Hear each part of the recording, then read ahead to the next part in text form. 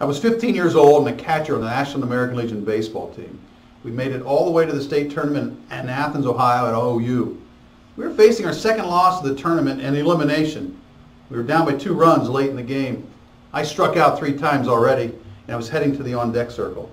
I went up to the coach before going into the batter's box, and I said, "Coach, you may want to pinch hit. I've already struck out 3 times, and I really don't want to let this team down a 4th.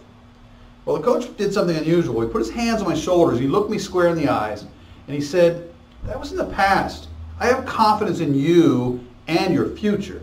Get up to bat and give it everything you have, and the team's going to be okay." The words of that coach gave me a confidence I didn't have myself. It was uplifting and allowing me to really understand that my abilities were good enough to win. So he was willing to take a chance on me even when the game was on the line. And that was a bright spot for me. Today in our local manufacturing facilities are young people in need of a coach like the one I had on that OU campus years ago. They need a teacher, an encourager, and somebody who can admonish and believe in them.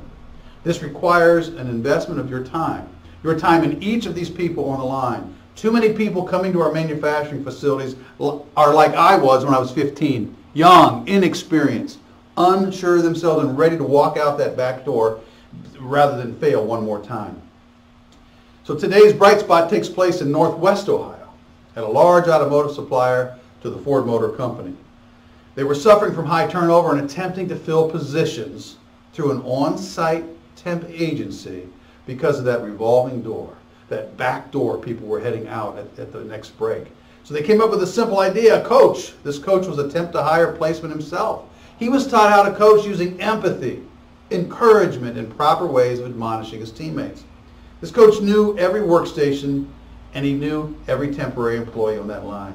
He was able to train and retrain each of his fellow teammates on the machines they were assigned. He wasn't just a man coaching his teammates. He filled in for them so that they could take a break, they can go to lunch. He knew his teammates well and they knew him, and this built a bond of trust and mutual respect.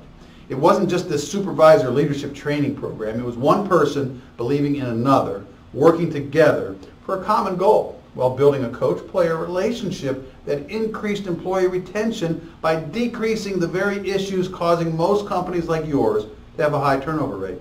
This is a bright spot in Northwest Ohio. Are you going to be the next one? Is it possible? Can you focus on solutions rather than problems? Well, I hope so. And I hope to learn about your bright spots and bring hope to other manufacturers. And together we can change the face of manufacturing.